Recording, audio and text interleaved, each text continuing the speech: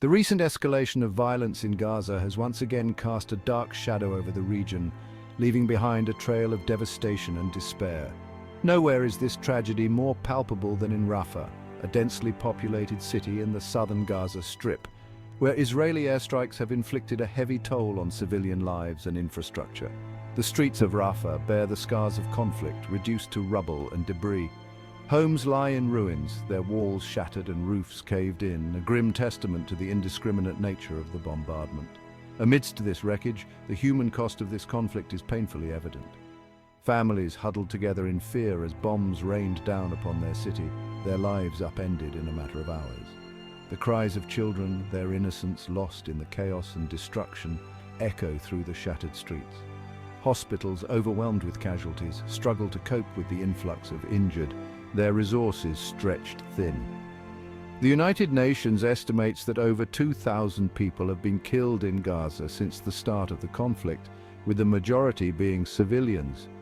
In Rafah alone, hundreds have lost their lives, including women and children. The indiscriminate targeting of civilian areas, including homes, schools, and hospitals, raises grave concerns about violations of international humanitarian law. The people of Rafah are facing a dire humanitarian crisis. With their homes destroyed and their city in ruins, many are left without shelter, food, water, or medical care. The situation is particularly dire for children, who make up a significant portion of the displaced population. Traumatized by the violence they have witnessed, these children are in desperate need of psychological support and protection. The international community must act swiftly and decisively to alleviate the suffering in Rafah and provide urgent humanitarian assistance to those in need.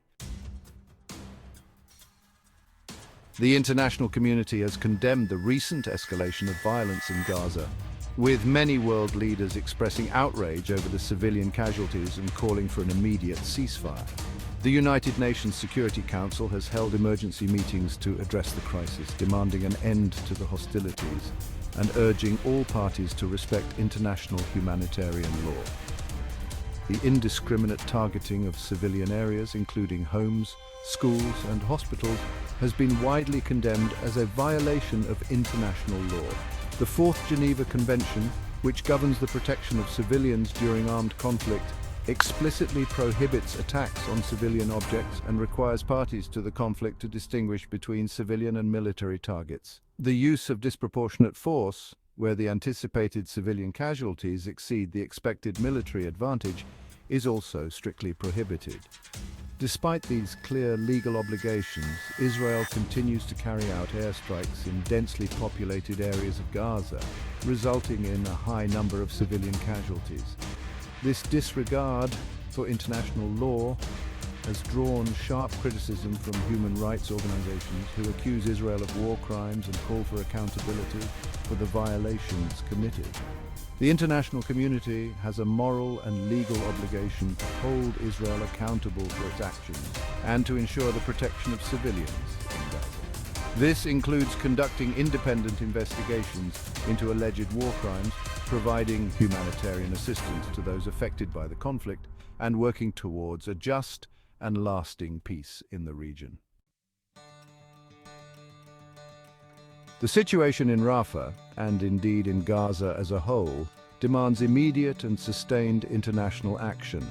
The humanitarian crisis unfolding in the wake of the airstrikes necessitates a swift and coordinated response to alleviate the suffering of the civilian population.